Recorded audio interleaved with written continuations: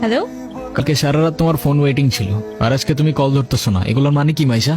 আম্মুর বাসার দিকে আসছি, এখানে তো নেটওয়ার্কের সমস্যা। কোথায় এখন তুমি? আমি বাসায়, আর কোথায় থাকবো? তোমার আশেপাশে কেউ আছে? আম্মু আছে তো, বেশিক্ষণ কথা বলতে পারবো না। একটু বের হইতে পারবো আজকে? আরে না, বললাম তো আম্মু আছে, আমি কিভাবে বের হবো বলো? নীরব, আমি জানি তুমি আমাকে অনেক খারাপ ভাবতেছো। তোমার কি মনে হচ্ছে? কি ভাবা উচিত তোমাকে? তোমার পাশে তো তোমার আম্মু না। কোথায় তোমার আম্মু? আন্টি, তুমি ওর সাথে এভাবে কথা বলতেছে কেন? এ ভাই তুই কে রে ভাই? মাইশা, তুমি কিছু বলতেছো না কেন? কি বলবে ও? মাইশা তুমি চলো তো আমার সাথে। আমি বুঝতে পারছি ও তোমাকে ভুলভাল বুঝেছ। আর যাই হোক, আমি তো তোমাকে চিনি। আমি কথা দিচ্ছি আমি সবকিছু ভুলে যাবো, তুমি আমার সাথে চলো। তোমাকে ডিসাইড করতে হবে, তুমি কার সাথে যাবা, আমার সাথে নাকি তার সাথে?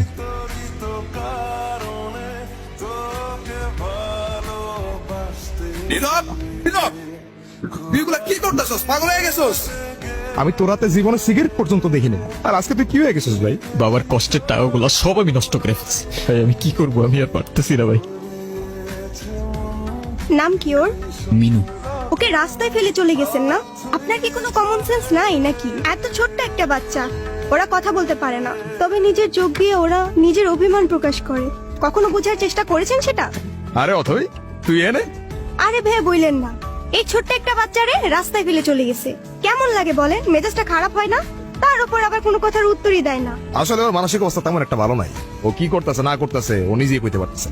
যেটা যত্ন নিতে জানে না সেটা নিজের কাছে রাখতে যাবে কেন? আপনার ভাইকে বলেন ঠিক মতো ওর যত্ন নিতে। আমি কিন্তু ওকে দেখতে আসবো, মনে থাকে যেন। তুই কি লেগে ভেঙে বলতেছিস? কই যাস? মিনুরে খাবার দিতে ভুলে গেছিলাম ভাই। আমার এই কবুতরের নাম রাখছি লক্ষ্মী। হাই মিনি, এটা ওর জন্য।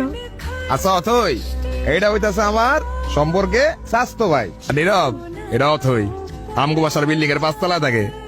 আসসালামু আলাইকুম। বিড়াল ভয় পান না? বিড়াল ভয় পাবো কেন? যারা বিড়াল ভয় পায় তারা আবার মানুষ নাকি?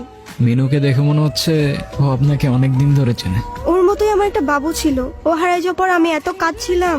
আর খুঁজে পান নাই? আমি ওকে একদিনের জন্য আমার বাসায় নিয়ে যাই। আপনাকে দেখে মনে হচ্ছে ওদের অনেক ভালোবাসেন। ওরাই তো আমার ফ্যামিলি। একা থাকেন নাকি এখানে? ছোটবেলা থেকেই বাবা মা কি জিনিস আমি জানি না, বাবা মার ভালোবাসাটা কি সেটাও বুঝিনি কখনো। কেউ কেউ এই ভালোবাসাটা পায় না, আর কেউ সেটা পেয়েও সেই ভালোবাসাটার ভ্যালু দিতে জানে না। তো কফি নিয়ে আর কতক্ষণ বসে থাকবা? কিছু অর্ডার করবো না? ট্রিটটা কিন্তু আমার। আর তারপর আপনি ওর জন্য পড়াশোনা টড়াশোনা বাদ দিয়ে ব্রিজ থেকে লাভ দিতে গেছেন। এই যুগে কেউ কারোর জন্য মরে? মজা নিচ্ছো না? আপনি অনেক ভালো একটা মানুষ। নিজের জীবনটা কিভাবে শেষ করে দিয়েন না। লাইফ সবাইকে একটা সেকেন্ড চান্স দেয়, হয়তো আপনাকেও দিবে, সেটাকে ইগনোর করেন না। আমি জানি তুমি আমার সাথে কথা বলতে চাও না, অনেক বড় ভুল করছি নীরব। তুমি আমার সামনে থাকা সত্ত্বেও আমি ভুল মানুষটাকে চুজ করছি।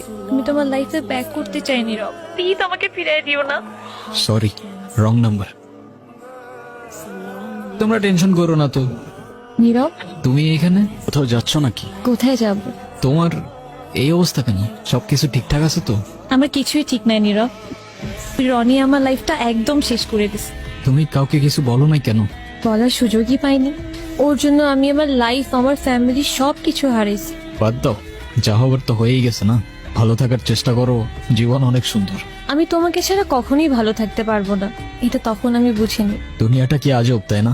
বিশ্বস্ততার এই দামটা কেইবার বোঝে? আজকাল তো চিটাররাও চিট করে লয়ালিটি খোঁজে। এই নাও চকলেট। এই তোমার এই চকলেট কিনতে এতক্ষণ লাগে? আর মামা কই? আরে খুঁজেই তো পাচ্ছিলাম না। উনি কে? আরে হঠাৎ করেই ওর সাথে দেখা। তোমারে বলছিলাম না ওই যে মাইশার কথা। ভালোই তো আছো মনে হচ্ছে। অবশ্যই ভালো আছে। এই চলো তো। এই ব্যথার শহরের অলিগলির নুড়ি পাথরগুলো যেন আমাদের কষ্টগুলোর এক একটা প্রতিচ্ছবি। আর সেই কষ্টগুলোর মাঝে আমরা আমাদের জীবনের হাল ছেড়ে দিলেও জীবনের একটা মোড় হয়তো আমাদের সবাইকেই একটা সেকেন্ড চান্স দেয়।